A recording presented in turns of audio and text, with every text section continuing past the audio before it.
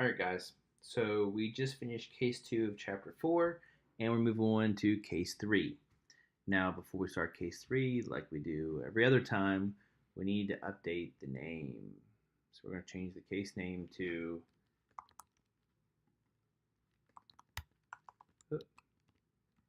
case 3.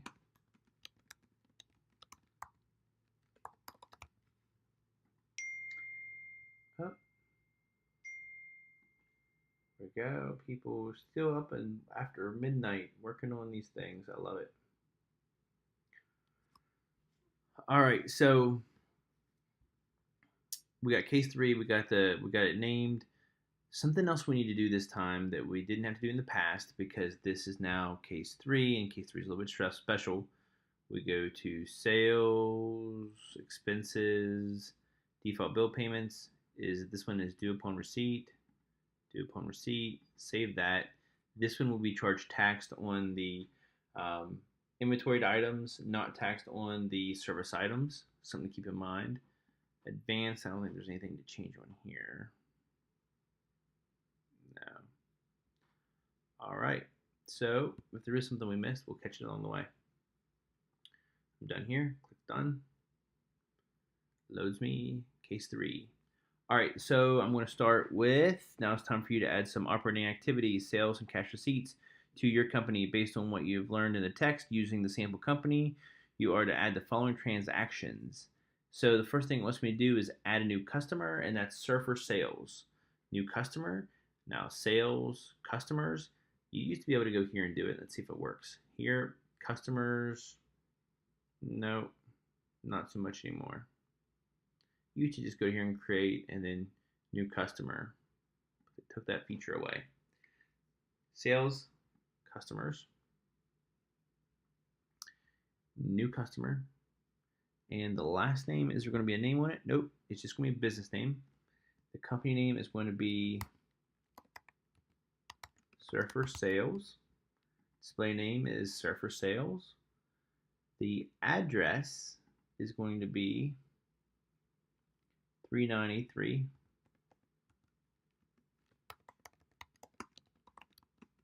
Torrey Pines, just like the last one. Hoya,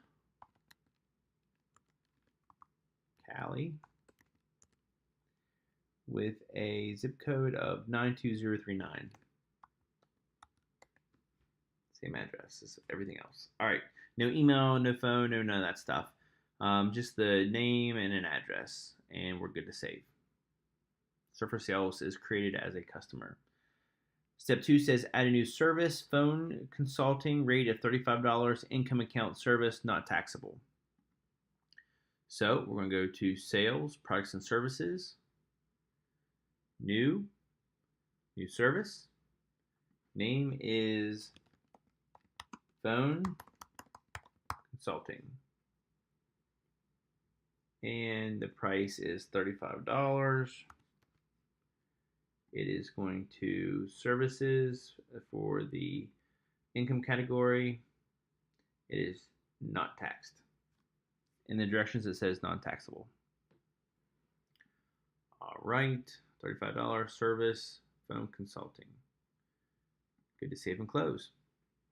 Step 3 says add 2 new products. Apple iPhone 6s is the first one. So new product, new, inventory. The name is Apple iPhone 6s. Make sure I got it right. 6s. Yes. Initial quantity on hand 0, with a inventory date. It doesn't tell me the inventory date. Now, so because it doesn't tell me the inventory date, we're going to assume it's the same time as all the other ones were this year. For this year, this is 2020 for case 3. So I'm going to do 1, 1, and I need to do 0, 1, 0, 1, 20, 20 for it to work. So I'm going to put 0 as of 1/1/2020. that means that I can, at any time during the year, add inventory to it, and if I need to, I can go back and correct this. But I don't think I'm going to. I think it's good to go. Inventory account, inventory asset, price 549. 549. And the cost is 349, 349. The income account, sales of product income. So this is completely different than the last one. None of the other ones said the income account was sales of product income. It said that it was just sales. And the expense account is cost of goods sold. So I'm going to do exactly what it says in the book and sale of income of product. I'm going to leave it there. Just so I can check my sanity, I'm going to go back to case 3 of week 3 and see what it said to do.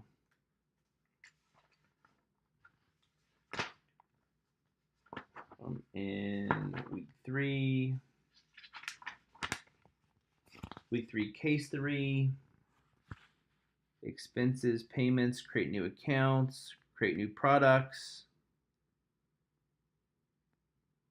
inventory, asset account, priced, income account. So the iPhone 7, we put it in sales of product income instead of cost of goods sold. I'll be. So week 3, case 3, this is the switch up. They actually want you to put it towards sales of product income, whereas in case 1 and 2 you didn't. So I'm going to leave this sales of product income, and I am going to go back to cost of goods sold, and I'm going to leave that there. The only thing left I need to know is it taxable for this week. It doesn't say that it's not, and I know that everything else was in case 3. So I'm going to say that it is taxable. There is no sales tax category. No description, cost of goods sold, preferred vendor. All that's right. And I'm going to save and close. Now, the big thing is do I want to go back to week 3, or I shouldn't say week 3. Go back to case 3 of week 3 and change those products to be recorded to as products and sale of products and services, because that's what the instructions say.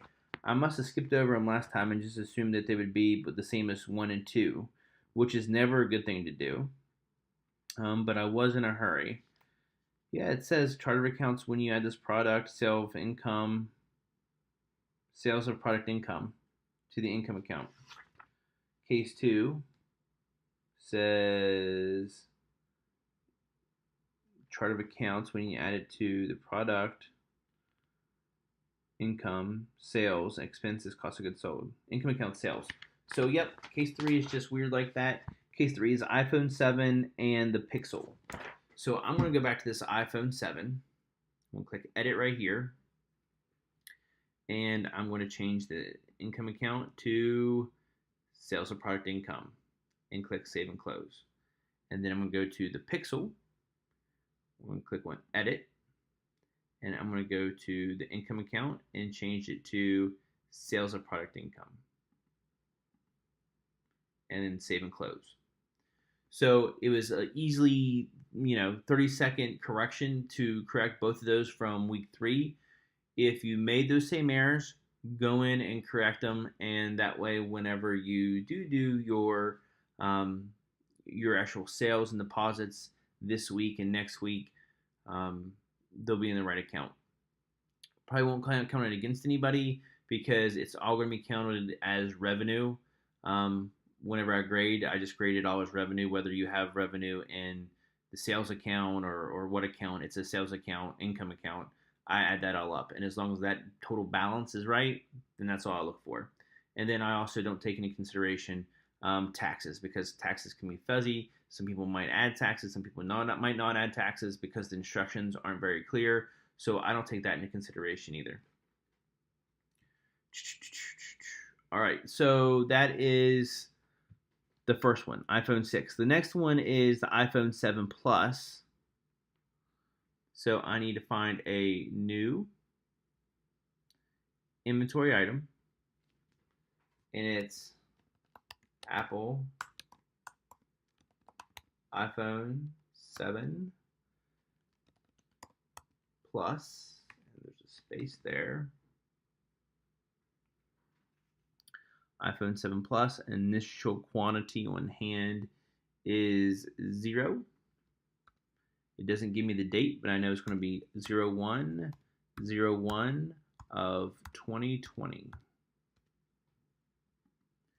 And my sales price is 800, and my cost is 600. Income account is sales of product. That's correct this time. Expense account is cost of goods sold. Correct. It is taxable. Use your current system date as of date for both purchases. Use your current system date as date for both products. Sorry, not purchases. Now, the problem with this is that we can't necessarily use today's date as the date for products and services, because if we would do that in the future, we could not add any inventory in before that date, because this is the date that you started carrying the inventory. So I'm going to leave it for the 01/01/2020. Makes complete more sense to me. At the end of the day, if you did use today's date for this case, for case 3, it probably wouldn't have an effect. It would be the same thing as using this date. But if you would use it for case 1, it would definitely be wrong, because we are after that. Case 1 starts 2017 or 2018, and we're almost over with 2018. So when we start doing transactions in January and we try to do sales or add sales to it, it won't let us add sales in January, February, March, April, May. It won't let us add sales until we reach the current date of the product, the as of date. All right, so back to where we're at. Cost of goods sold, 800, 600. Apple iPhone 7 Plus, save and close. So this is why I like doing these videos, is because if I wouldn't tell you that that date mattered, you probably would have either just put what was on the book or made up one. But this way we're all on the same page as to what you're making up, and really what you're getting graded on is your ability to follow the instructions and push the buttons you need to push to get you familiar with QuickBooks. And at the end of the day, that's the most important thing, is to make sure that you understand how QuickBooks works, what the features are, and kind of how to use it. You're not going to be a master of it when you're done with the course. There's people that do it for years and still aren't masters of it. And then something else is that it changes all the time, right? Whenever I started learning QuickBooks, 12 years ago, I learned it on the desktop version because the online version wasn't even out yet. And then, 5 years later, when I stopped using it, they came up with the online version, and I had to learn it from scratch again. But we have, back to case 3, we just finished number 3. We're on number 4, and it says record a new sales receipt. So if we're going to record a new sales receipt as of 1/3/20, we're going to go to this plus, and we're going to go to sales receipt. The first thing I put in is the information that it gives me, and that is the date, and that is 1/3/20. Date's in there. Customer is Surfer Sales. Drop down list for customer, Surfer Sales, payment method, credit card, payment method, credit card. Reference number is 16756, and deposit to undeposited funds. Product is Apple iPhone 7. Apple iPhone 7, not 7 Plus, 7. And there were 6 of those. And then there was 3 hours of phone consulting. Phone consulting. Pass it? Yep, phone consulting right there. And there were 3 hours. Be sure to select California from the state and sales tax drop-down list in the sales receipt window.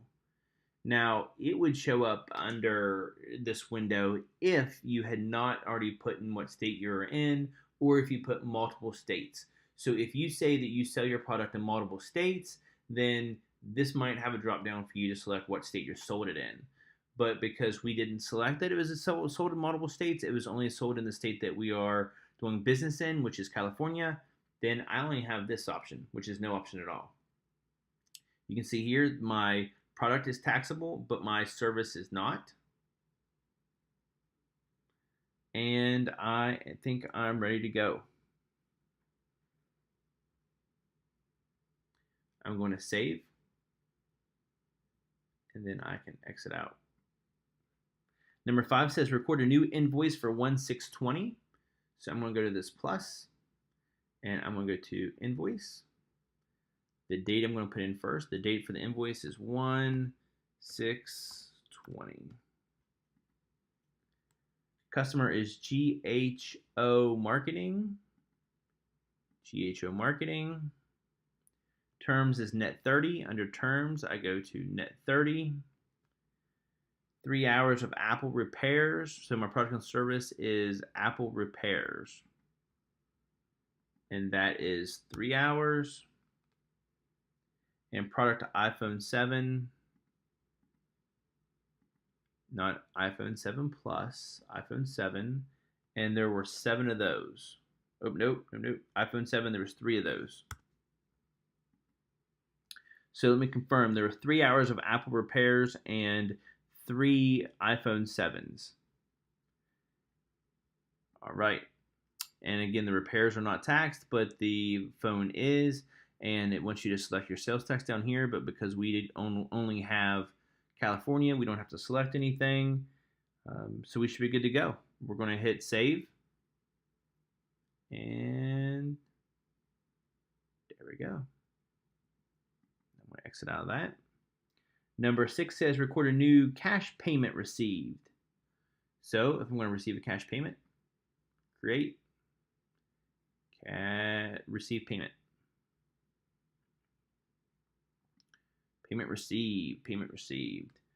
On select California from the select. Record a new cash payment received on select California from the select a sales tax drop down list in the sales receipt window. That must be a typo in the book. Record a new cash payment received on select California from the select a sales tax drop list. I don't think, yeah, there's no sales tax down list. Record a new cash payment received.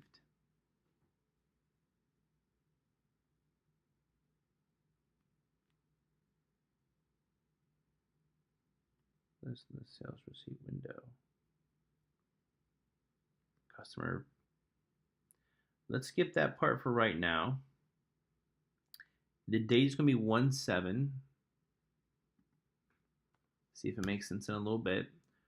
1/7/20. Funny enough, in my book where I taught this the last time, it was about a year ago, I have quotations around select California from the select a sales tax drop down list in the sales receipt window. I have parentheses around it in red, but I don't know. I didn't put any other notes. So it says date is 1/7/2020. Customer is GHO Marketing. Customer GHO Marketing. Payment method is check. Check reference is 9847. Deposit to undeposited funds. Amount received 4,125. So this would be this one right here, the journal entry 7. I would say that they just put that in there, those extra words as a mistake, because it doesn't make sense at all.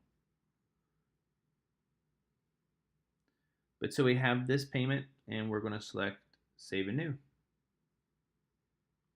So when you get to number 6 on case 3 of chapter 4, and it starts talking gibberish about select California from the select a sales tax drop-down list in the sales receipt window, you can just ignore all that, because there's nothing on here for that. Number 7 says record a new deposit made on 1/9/20.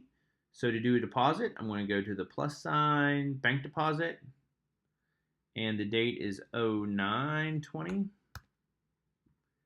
And it's going to be in what checking account? It's going to be in checking account 3. Now, something I need to make sure is that I selected checking account 2 whenever I did the bank deposit for the last case. And I don't know if I did, but I definitely will figure that out. I'll find that out and I'll make my correction. I'm going to report a bank deposit for $9,180, which was received from Surfer Sales in the amount of $5,055 related to a sales receipt.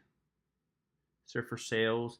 This says it should be $5,055, and GHO Marketing for $41.25. So this one, that's a no-brainer. This Surfer Sales says that it should be $5,055. Now the question is, why should it be $5,055? So I'm going to click on this sales receipt.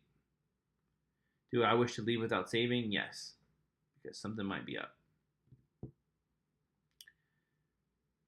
And it must be with my taxes. My sales tax is California. Now I wonder if this sales tax has changed since the book came out, because this sales tax is only 7.75%, and I believe the sales tax set up in QuickBooks is at 10%, a flat 10%. And I bet you that's it.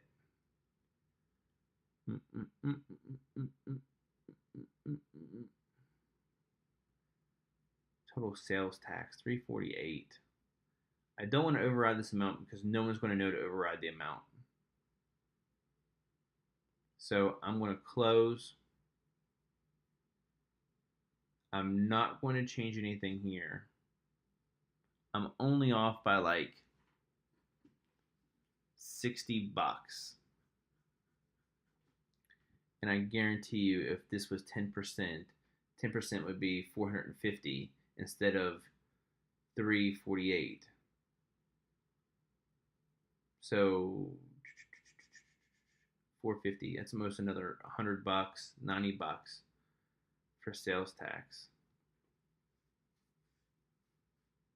I don't know. So let's go back to my deposit. The bank deposit was as of 1/9/20.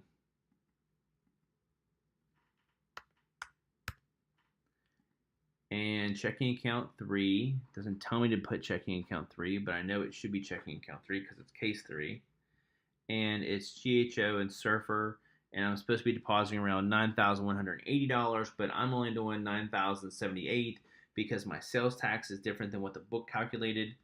And it could be that the book, like I said, is just using a tax that was 2 years old, where the actual program is using the current tax today. And then I'm going to hit Save and New. So this means that my bank deposit is off by like $60, which isn't a big deal in the grand scheme of things because the tax account is going to adjust for that, meaning that my tax account is going to be off $60 based on what the book tells me it should be. But if you guys are following the videos and you're doing the same thing that I'm doing, then your account's going to look exactly like mine anyways, and you have nothing to worry about. So now that I'm completely done with number 7 and I've done my deposit, I'm ready to do my trial balance. But something that I wanted to check beforehand was my deposit, my bank deposit from case 2. I want to make sure that I selected checking account 2.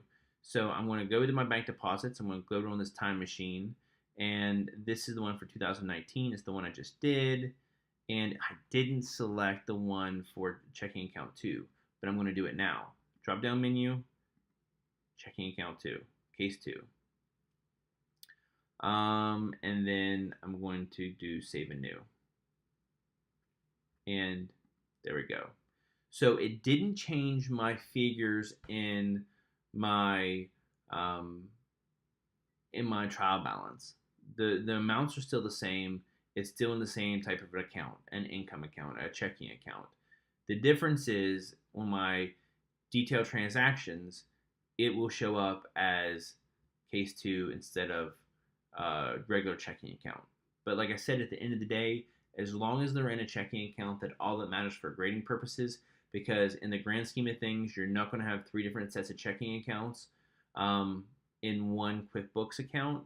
You might have a savings account, yeah, you might have a checking account and a payroll account, but you're not going to have 3 things called checking accounts that you're running operations out of, and you're going to know if you're depositing it to what checking account or you're going to take it out of what checking account in real life. So that's done. Time to go to our reports and trial balance,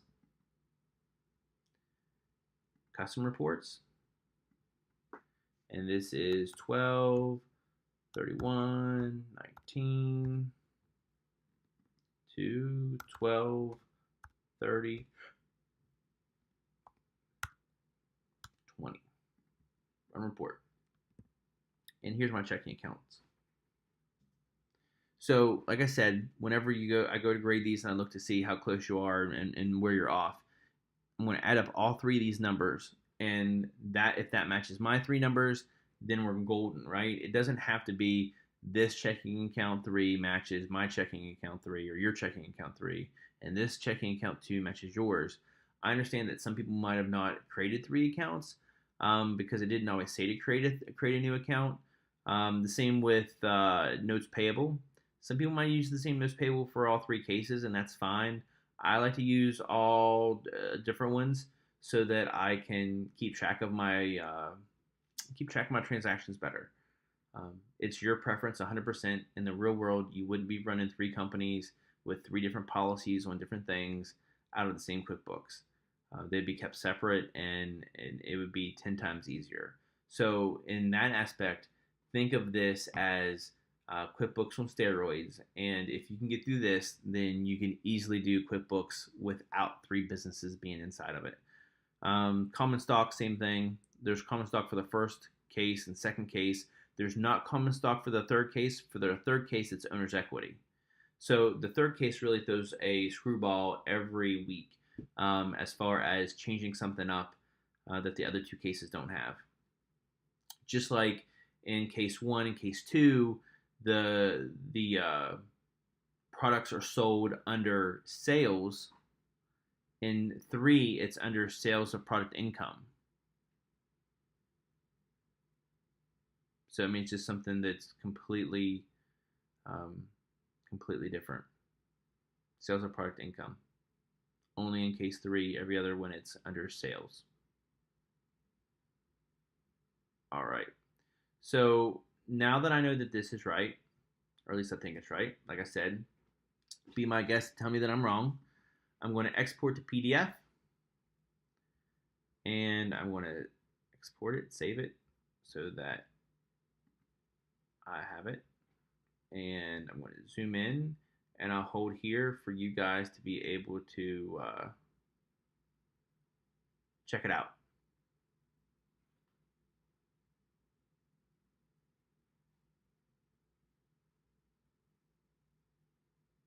All right, if you need more time, rewind the video or pause it, right? Next time. So if that's right, then I go to my trial balance, or that is my trial balance. I go to my detailed transaction report, detailed transaction by account, and I do my custom dates, and that is 12, 31, 19 through 12, 30, 20. Run report. This report tells me that all the deposits were in my checking account case 3. There was nothing done in checking account case 1 or checking account, plain checking account, which is good because I found that mistake before I got here. Accounts receivable, that's it. My inventory. This is my balance for my inventory. It's getting low. Did a lot of purchases or did a lot of sales. undeposited funds. This is what I have for total undeposited funds. Everything's been deposited for that case. Depreciation, machinery and equipment, case 3, journal entries. So here is my state sales tax, right? Sales tax payable. This is how much sales tax I've collected total. My notes payable. And if you notice, I don't have notes payable 1, 2, I just have 3 on here. And that's again because I separated mine out by case, and I'm only looking, because I put this date in here, these dates, that range, I'm only looking at transactions that happened during case 3. So I look at this, I should not see anything that would make me think that it's case 1. Total service makes sense because service was an account that we used for all the cases, especially, well, including case 3. Sales of product income, that's what we call case 3. For case 2 and case 1, it's just listed under sales. So once I look at all these accounts and they're all good, they match what I have, I'm going to go to the top. I'm going to export as PDF. I'm going to save it to my desktop, and then I'm going to rename it, and I'm going to upload it to Canvas for grading. So here again is what it should look like. I'll go in and focus on it. That's the checking account down to prepaid expenses. And then from prepaid expenses down,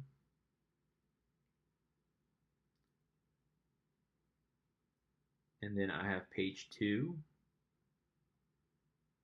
the top all the way to the bottom. All right, guys, that is it for case 3. Something that I'm going to do real quick is I want to look at my transactions for case 2 and go through them a little bit better to see, make sure that they're still clean. So if I already have case 3 up, the only thing I need to do is change this last year date from 2019 to 2018 and 2020 to 19. Oh, 12, 30, 19. A big thumbs messed that one up. So I run this report, and I should only see case 2 here for my checking account. I shouldn't see case 1. Inventory, undeposited funds, machinery and equipment, notes, common stock, retained earnings, total for sales. So again, in case 1 and 2, we sell products under sales. In case 3, we do it under sales and products.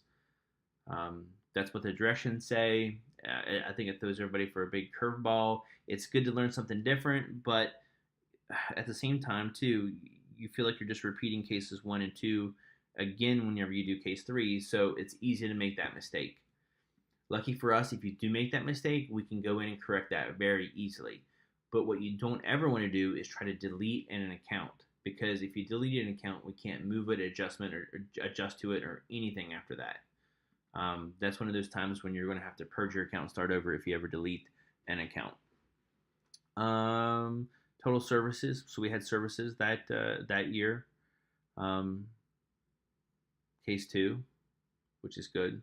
So I don't have anything in there that looks like it should go into case 1 or go into case 3, which is great.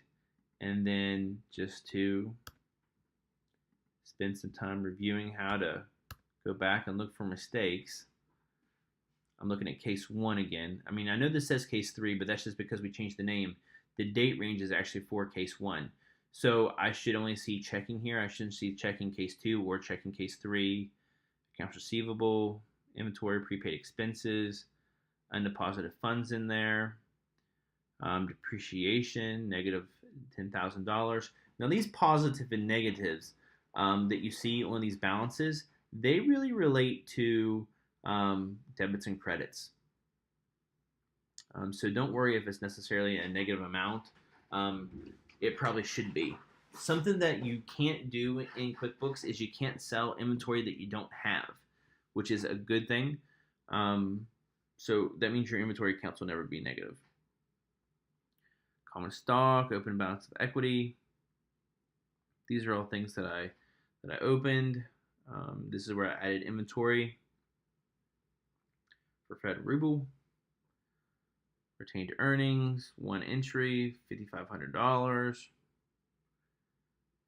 Yeah, I don't see anything in here that would make me think it was supposed to be for a different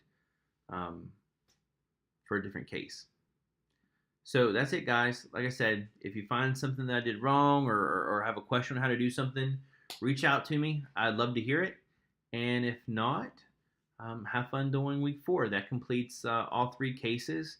Don't forget to do the test drive first. Test drive's important. Get a basic foundation of where to go for different things and what buttons to push so that if you do make a mistake, it's not in your account. All right, guys. Have a good one.